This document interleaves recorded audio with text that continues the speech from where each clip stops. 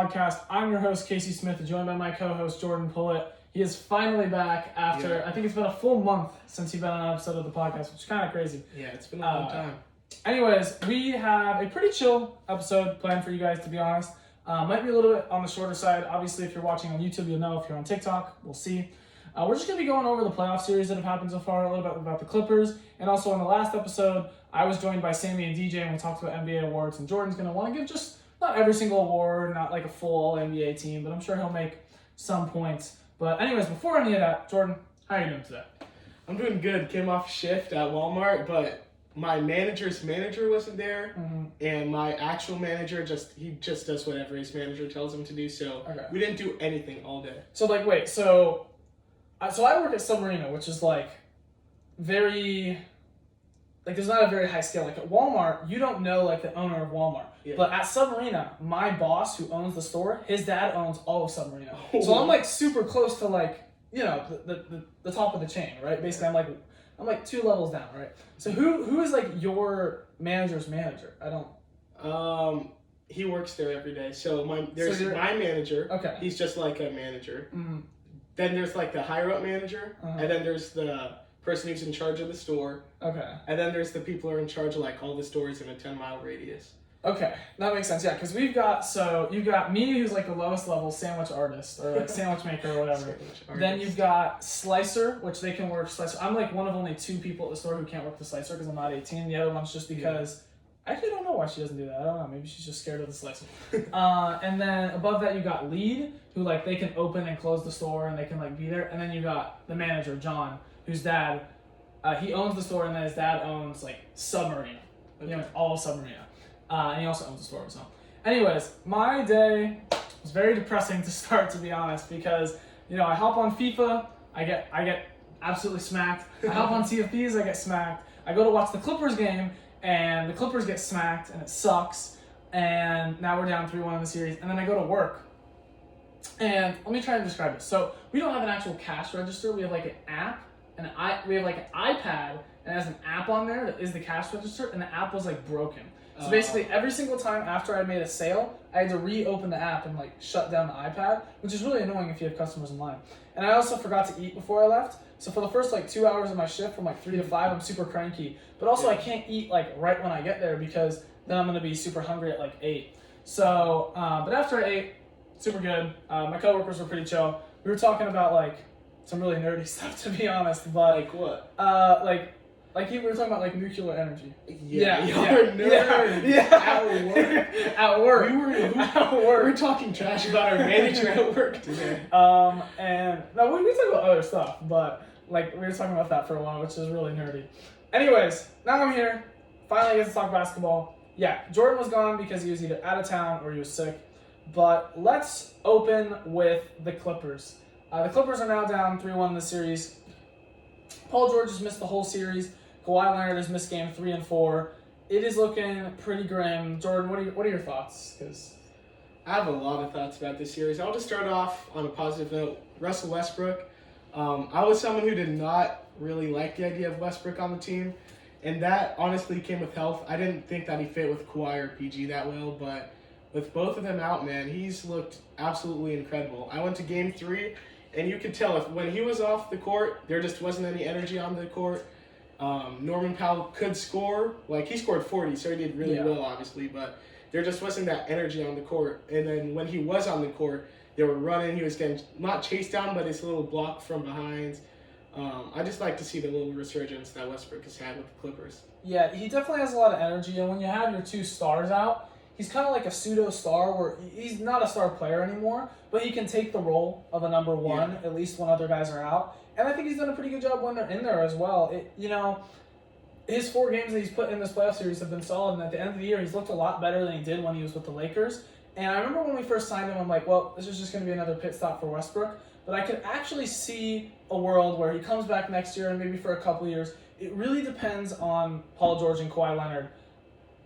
What do you think is the future of this Clippers team? It's really scary to think about. I've heard people talking about blowing it up. That idea is really scary to me because we don't have our own picks. I understand you can get other picks when you trade star players, but you don't get the choice of, okay, we want to tank this season, we want to try and get the number 1 pick. It just kind of happens, and the other team's pick depends on the other team's record, obviously, so you have no control of that. But I heard also a good point that was made. There's a new arena coming for the Clippers in 2024, I believe it'll be done. Mm-hmm. So there's no way that the owner would want a new rebuilding team with like no stars or anything on it with the new arena. So I think we're going to keep it together at least for 2 more years. But I don't get the point of like premature breakups. Like we have these players we still have Kawhi and Paul George for a couple years left on their contract, 2 more years. They haven't experienced any wanting it out. It's just been injuries. We should roll it back for 2 more years because it's not like this team hasn't been good. You know, like when all the stars are healthy, we've been pretty solid. We made a Western Conference Finals without Kawhi for a major portion of the playoffs. So I think that we should keep this squad together. And I think Westbrook did a solid job at the end of the year. And I think, you get rid of Marcus Morris. We can both agree on that. I think Plumlee is better than Zubats. I think we can both also agree on that. I think Ty Lue has like a man crush on Zubats. Ty Lue has been... I really respected Ty Lue as a coach, but I think this year has really struggled for me because he hasn't been playing Rocco a lot. He has been trotting out Marcus Morris a ton, which is just objectively terrible. I agree with it this series only just because, well, at this point, because we don't have scoring. All we have for scoring is Russ, Zubats, and Bones Highland. Dude, I swear, every single time I see Bones Highland take one of those, 5 steps behind the 3-point line threes, the 3-point line will be, so far in front of him, and he'll take those shots, and I'm like, oh, it's a miss. Every single time it's a miss. And I don't know why he takes those, but, yeah, Busy Bones, he's all right. He's whatever, man. Team building-wise, I don't know. It's very difficult to say. But as long as we keep Kawhi and Paul George, we always have a chance. And it really just comes down to injuries. It really just comes down to being healthy. And I think you can see that in every single playoff series. I think you can see that in every single year in the NBA. And with the Lakers, they got lucky one year. Anthony Davis and LeBron were healthy in 2020. And then they won the title. If one of those guys got hurt that year, there'd probably be talks about breaking the Lakers up. And the Clippers just haven't gotten it to break their way so far. Yeah. So we'll see, but I think we should keep it around. And I think that we can both agree the Clippers are probably dead in this series.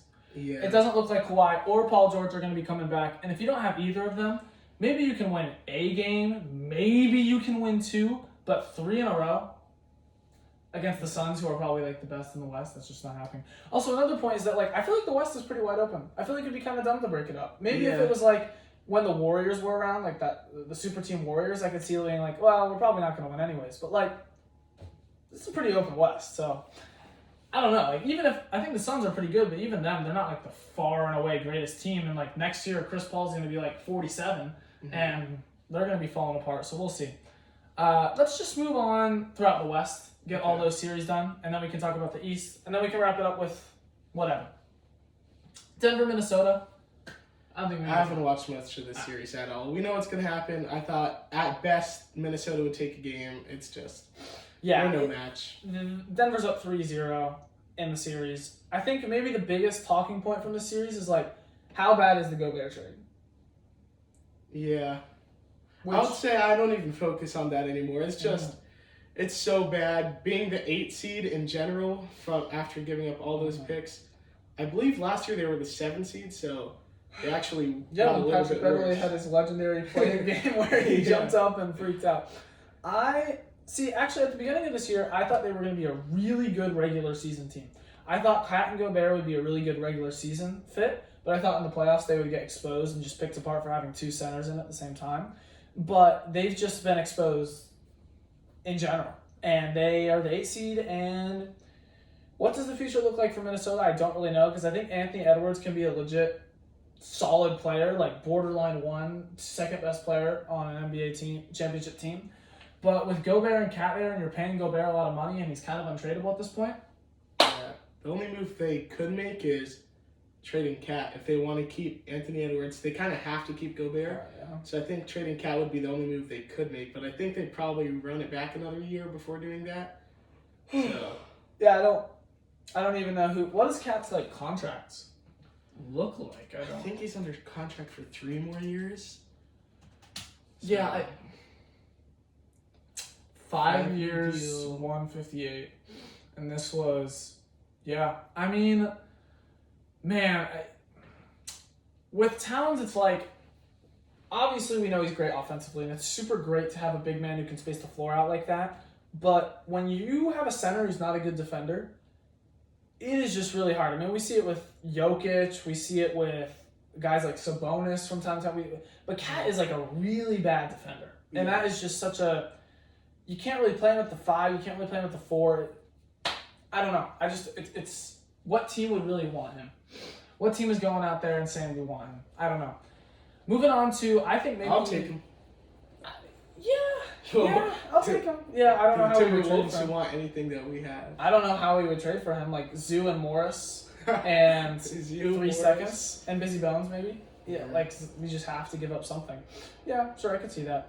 I don't think we would do that though. Next up, I think this is one of the more interesting series: the Kings and the Warriors. Kings are up in the series 2-1. Next game is going to be in Golden State. What are some of the big takeaways from this game, Jordan? The series. One big takeaway I've had just in general, everyone was basically saying, "Oh, the Warriors, this."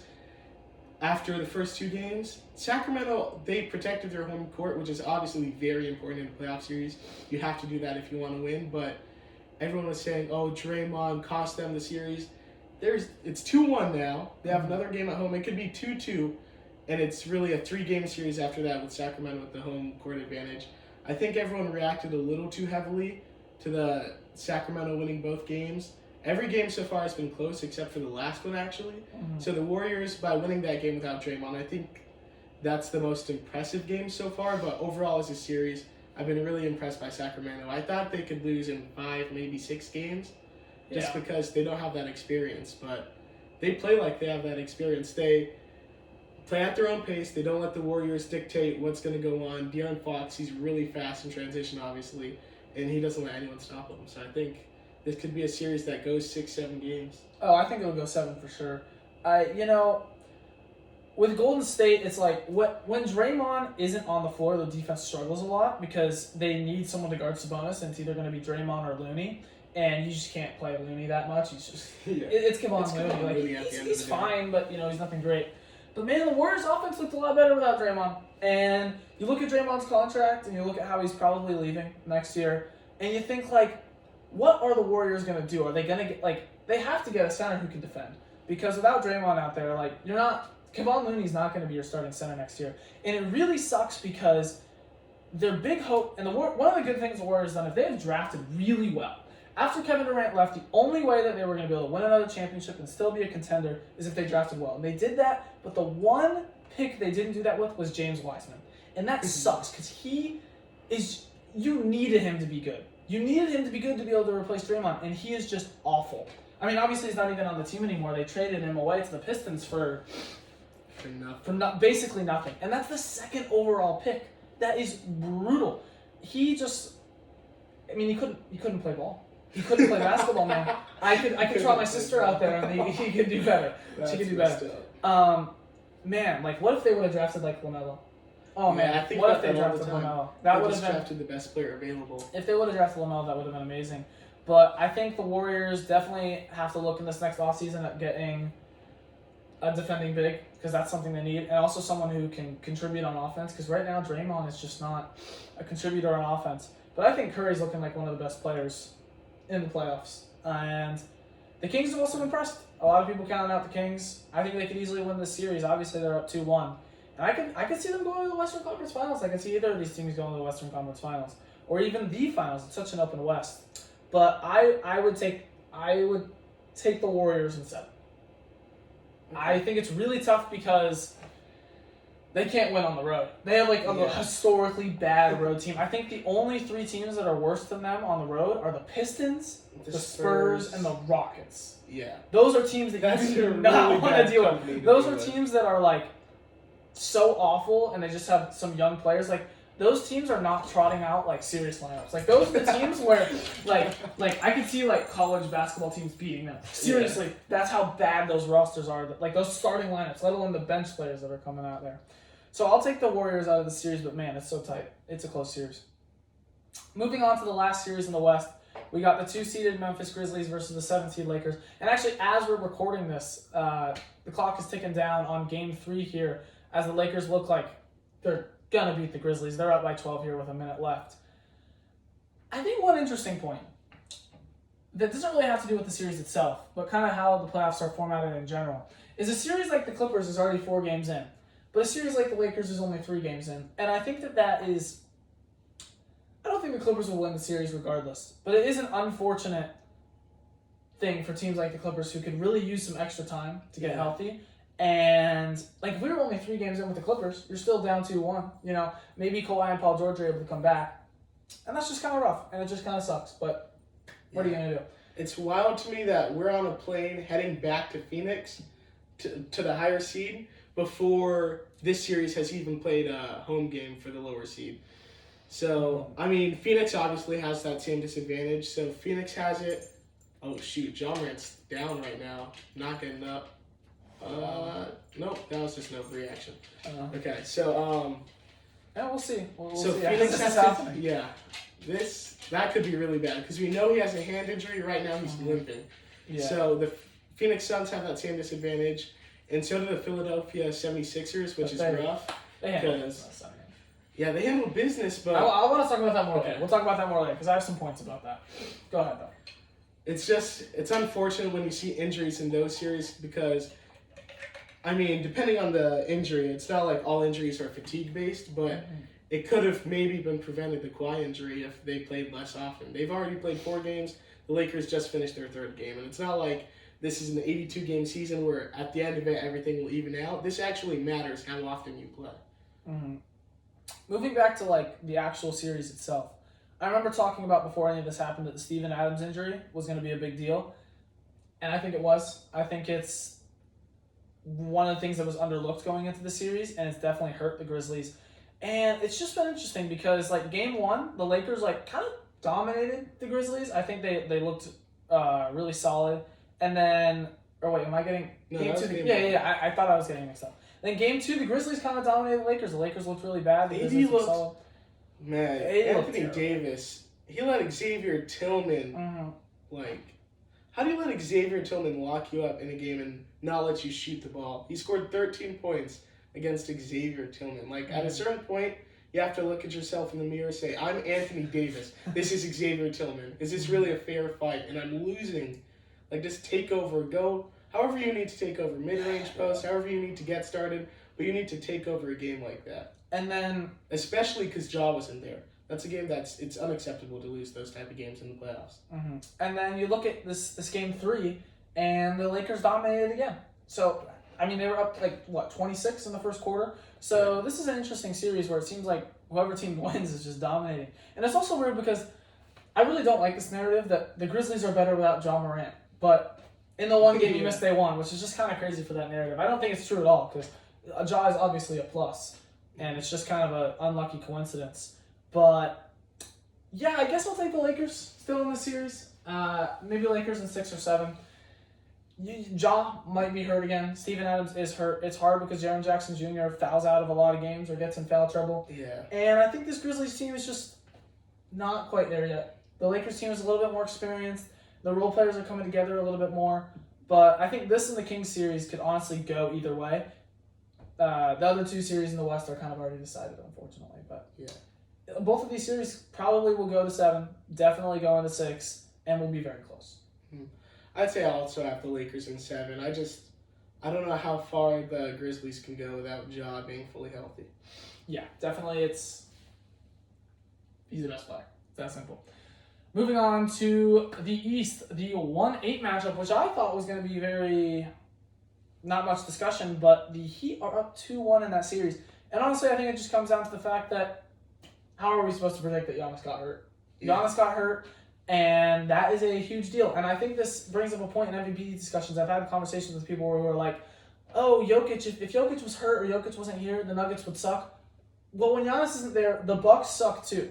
The Bucks are not good without Giannis. That's not saying the supporting cast isn't good. The supporting cast that Giannis has is awesome, but Giannis is a huge player, and we can see how it is when this Heat team, which is still like a good Heat team, Jimmy Butler turns up in the playoffs, but this is an 8-seeded Heat team. I mean, they're not like they were battling in the plans. So when you see them coming out and beating the Bucks without Giannis, I think it really goes to show how impactful Giannis is and how without him maybe being here the rest of the series, he could move on.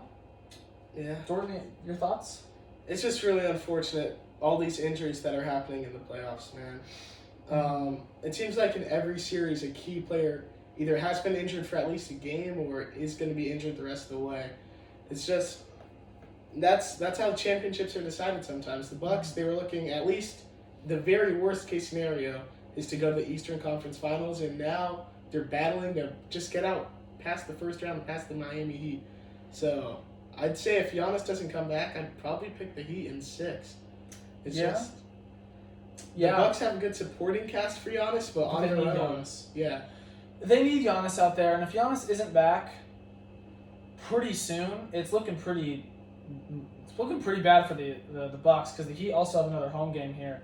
So yeah, I'd probably have to take the Heat, but I think if Giannis comes back, I will still continue to take the Bucks. That team is so good when Giannis is out there and everyone's healthy. But man, an 8 seed winning in the first round would be pretty shocking here, especially when I remember earlier in the year, like before the playoffs started, before the play-ins even happened, people were saying it doesn't even matter who wins in this play-in because the 2 and the 1, they automatically had the Bucks and the Celtics moving on. Just shows how unfortunate injuries can be. But let's get the other series that's already done out of the way. We're kind of going out of order here. The Sixers and the Nets. It was a Sixers sweep. This series got done with the fastest, and now the Sixers just have time to relax. Is there much to say about this series? No, just I hope Joel Embiid is healthy for the next round. Doc Rivers said it's 50-50 at best that Joel Embiid's there for Game 1. That's just real unfortunate because Sixers, at this point, they might need to maybe not blow it up, but retool it a little bit because they've basically had the same team switch out James Harden for Embiid since like 2018. Mm-hmm. And the best thing that they've... they've had and lost Ben Simmons, Jimmy Butler's come through, Toby. Butler. It's just I don't know about this team anymore if they can't... Well, health, it's going to be the reason this year, but they've never really had full success. The closest they were was the Kawhi year where Kawhi hit that shot over them, but... That was a good team, man. Yeah, that was a great team. Really good team if you look at that team. I think they probably... I don't know, man. That was a really good team. Yeah, I mean, I think it definitely benefits them that they got done with the series and now they get to just rest. And that Boston Celtics Hawks series could maybe go to 6 if you're lucky. 7 would be pushing it, but the Celtics should win that series regardless. And yeah, the Nets, if this Nets team, like this group of Nets players was from the beginning of the season, they wouldn't have made the playoffs.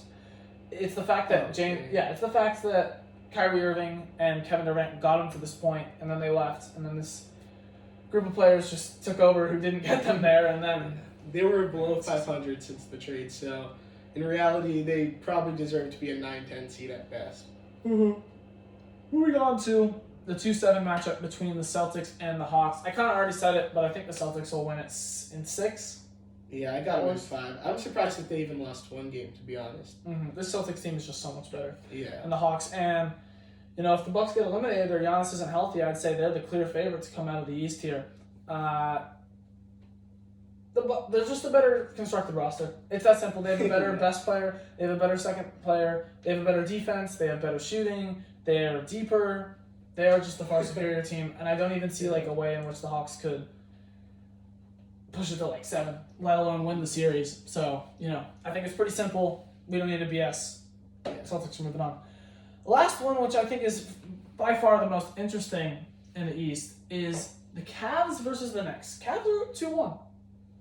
The Knicks are. Or the Knicks are up 2-1. Yes, the Knicks are up 2-1.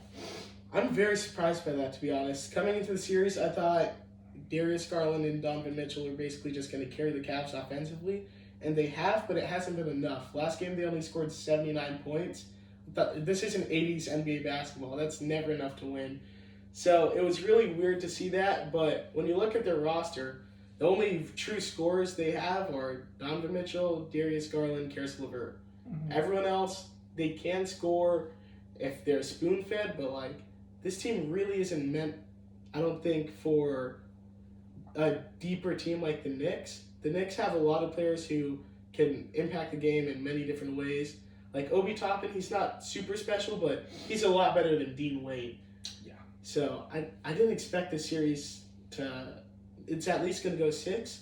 I thought the Cavs could potentially sweep the Knicks. So I'm very shocked by this result. Yeah, Karis LeVert Levert's gonna have to do really well because you can't put Cedi Osman out there that much. I mean, Cedi Osman. He's a good offensive player, but he can't guard a cone. So you got Karis LeVert has to play well. And the thing is, it's interesting when you got Jared Allen and Evan Mobley out there because they're both really non-shooters. They're both not very good on offense. They're amazing defensively, but then it really just comes down to like we need our guards and whoever our small forward is out there to just cook. Yeah. And just light people up. And in the regular season, they were able to do that. But it's a hard ask. And I think Donovan Mitchell can do it. He's shown in the past that he can score like 50 points in a playoff game, something crazy. He's dealt with Rudy before, so he so, can deal with Jared Allen. And Evan Mobley, yeah. But I think with this Cavs team, they're still pretty young. I think that what you're really looking for from this team, well, you want to get out of the series, especially since the Bucks could lose. You could make the Eastern Conference Finals. But you're looking next year, and maybe within the next 2 years, Evan Mobley needs to take the offensive lead. He needs to become a really good offensive player. Because he's a great defensive player. We already know that. He was in decoy conversations. But if he can take that offensive leap and really become a big factor on offense, this team will be something special. I think I'm still going to take the Cavs. Cavs in 7 here. I think they're just the more talented team. I mean, the Knicks have that just kind of like it factor where they're just balling, I guess. Yeah. It's as a collective, they're great, but as individuals, Jalen Brunson and Julius Randle, I guess, but I'd take the Cavs duo over them. Yeah. If you look at this on paper, the Cavs are just a much better team, but the Knicks are just more cohesive right now, and there's not much more analysis outside of that. But I'll still take the Cavs in 7. I think whoever wins this series, though, man, if they play, I'll take whoever wins this series over Miami. Yeah. Miami is not a great team. I think the Knicks and the Heat would be an interesting series. I wouldn't want to see either of those teams go against, like, the Celtics, for example. But I think that could be a pretty interesting series. I still would take the Cavs in 7, though. Yeah. So I think our consensus is that we're going to take the Bucks if Giannis is healthy. But if not, we'll take the Heat. We're taking the Cavs in 7. Sixers already won. The Celtics, we're taking them. Denver's about to win. We'll take the Suns, the Warriors, and the Lakers. So that is our playoff predictions halfway through this first round. And that about wraps up our NBA playoff thoughts. Jordan, did you want to talk about any specific awards? I know we were talking about the MVP a little bit yesterday. Yeah, I'd say Embiid is my MVP. I mean, it's not a great reason, but I think it's kind of narrative driven, and I think this is Embiid's year that he finally got it. It would have been really nice to see him play that one game against the Nuggets, though, that he sat out. Yeah. That could have been like a huge staple for his MVP case. I wish that Jokic for MVP, he cared more or would say something, because he says he doesn't care. I'm sure he cares at least a little bit, but it would be nice to see him like say, I'm the MVP, this is my MVP performance.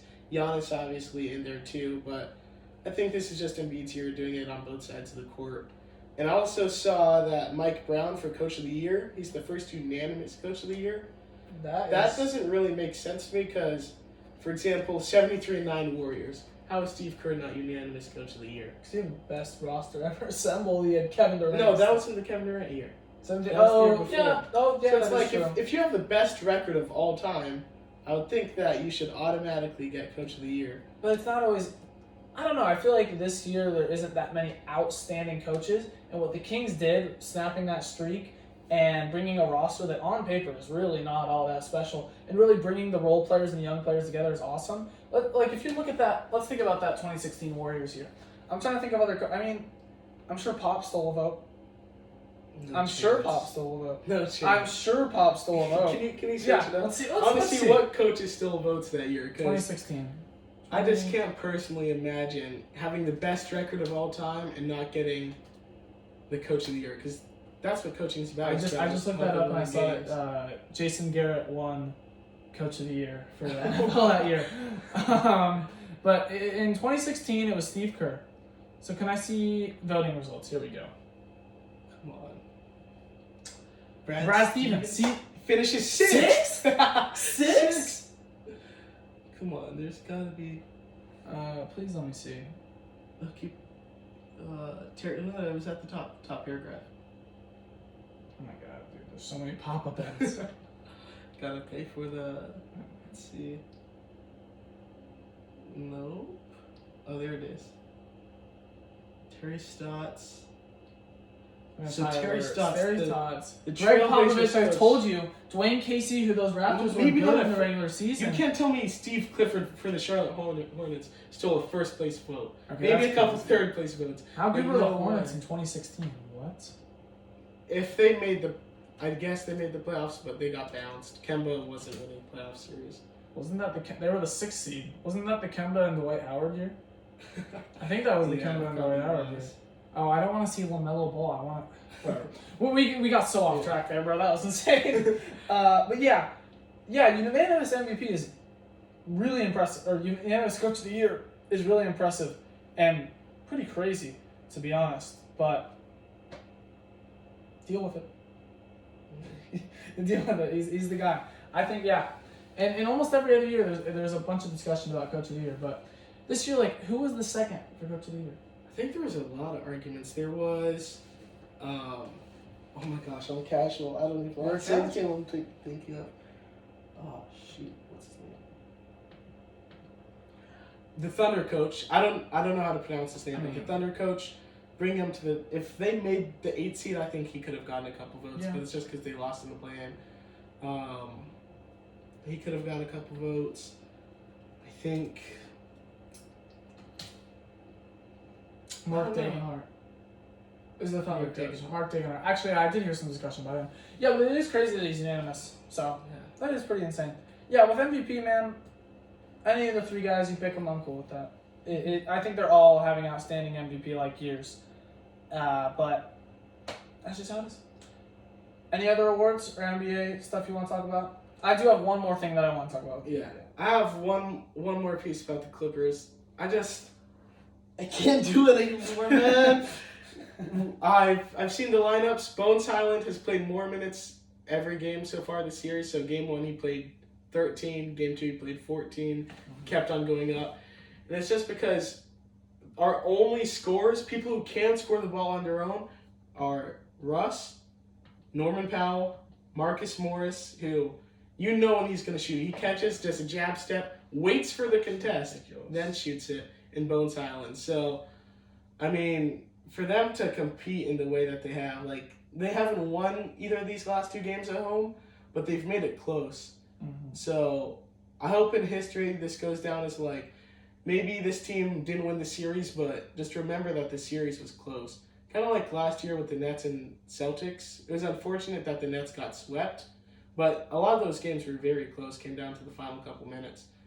And watching this game at work had me in a lot of different emotions. I was watching it before work, and then I actually got to catch some of the Heat-Bucks game while I was at work.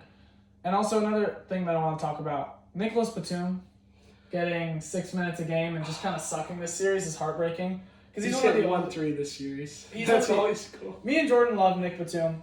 I think he's everything you want to be from a role player. And it sucks because he's pretty old.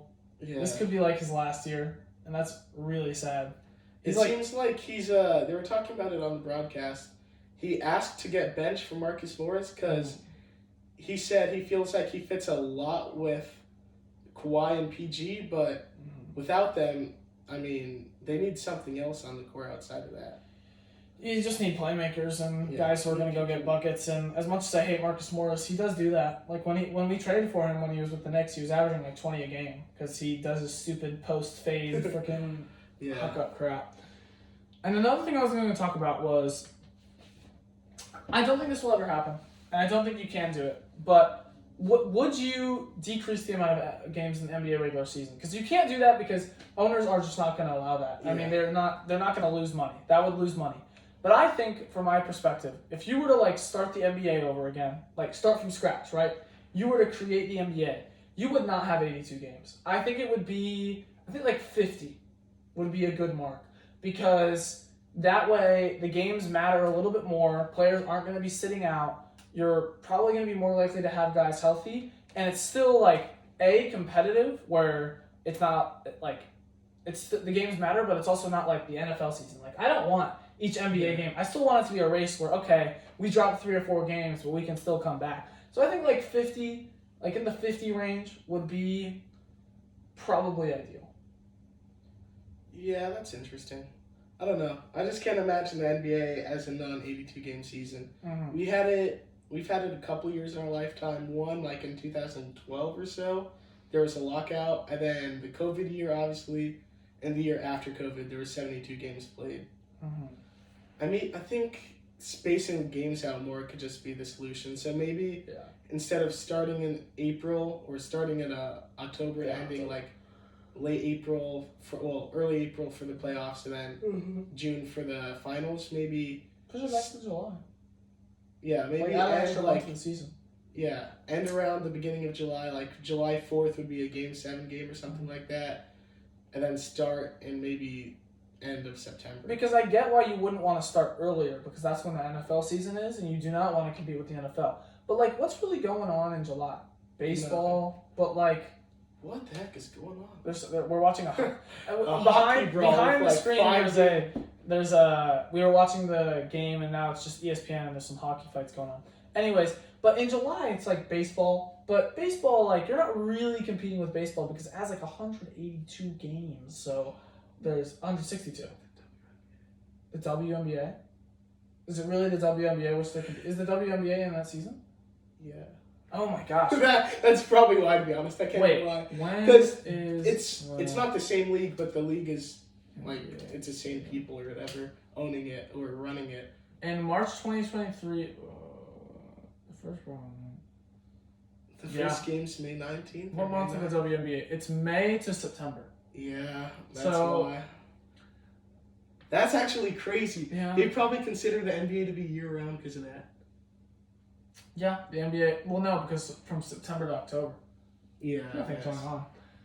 Yeah, man, but I think you just gotta space out the games more because players are just getting hurt too much. I mean, you see it in every single playoff series now. You're seeing it in the regular season, and like you're getting guys like Zion who just can't. I don't know if spacing out the games makes it for Zion. He can't make it. Here's the thing. I saw a really good take about this, right? When you get an injury-prone player in the NFL like Christian McCaffrey, right? It's like a dice roll, you know? Maybe he'll play 2 games, but maybe he'll play 17. There is a chance that he could play like through 15 games or so, and he could make it through the season.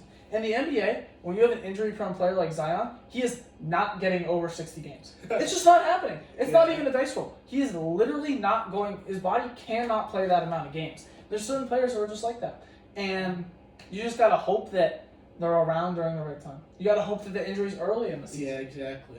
That's just how it is. Same thing with like Kawhi. He got injured, not like too major, but I remember he had a pretty decent injury early in the season. He was out for like a month or so. Mm-hmm. It's just, if that happened at this point in the season, it would be a whole different season for every team. The playoffs would look a lot different, but since he's healthy now, they have. It's literally you gotta get injured at the right time. It's unfortunately true like that. Do we have anything else to talk about? A shorter podcast is fine. We're not done with any playoff series. The NBA. When's the draft? When's the NFL draft? I think I saw Geno Smith or Seahawks post that it's in like Geno Smith days, so 7 days. So I think it's 6 days now. Thursday, April 27th. It's that Thursday? Close? Yeah, it's Thursday. Man, we do not know college ball. We just do not know college ball enough. I wish we knew who the number 1 pick was. I heard that I think it's gonna be Bryce Young or CJ Stroud. I heard they were in love with CJ Stroud. Like I think it might have been Josh McCown, who's a Panthers assistant quarterback coach or some crazy assistant coach down the line. They said they were in love with him, but now it looks like it's Bryce Young. So I don't know. Last year we didn't really know who the number 1 pick was either. I think it was Jaguars had it. I thought they were going to take maybe a skill position guy, but they didn't. Wait, who was the number 1 pick? Some D-end. We're so casual when it comes to the draft, man. When it comes to defensive players, I might be a casual. We need to get better. We need to know more. Who was the number 1 overall pick? This is not a very well scripted episode. Was it Aiden Hutchinson? Trayvon Walker. Trayvon Walker. Aiden Hutchinson was the guy that he was rumored to go like number 1 for a while. Mm-hmm. Trayvon Walker. Yeah, it was Trayvon Walker and Aiden Hutchinson was 2 for the Lions, I believe. But yeah, I mean, the draft is April 27th, so that's what, like a week from now? Yeah. Yeah, so on the next episode, we'll be covering the draft. I think we'll do a vague rundown of some good picks, bad picks, thoughts about how our teams did, the Browns and the Packers. And then by then, I think all the playoff first-round games should be done. Yeah. I'm interested to see where Bijan Robinson go. He's the number 1 running back prospect. He should not go in the first round. He should. I've heard like the makes Chargers take him and then trade back. That's so dumb. You shouldn't draft a running back in the first round, period. It's just it's not an important position. It's just not an important position.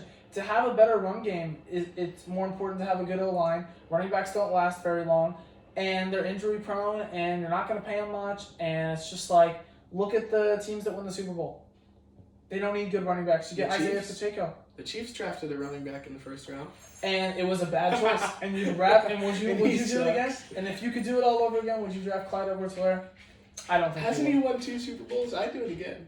He has Just 2 because rings. you draft someone and win he has 2 rings in a game that he didn't play hardly. He didn't start. He had a 7th round pick start over him, maybe 6th, whatever. And then the time before that, He actually played. it was He was kind of bald.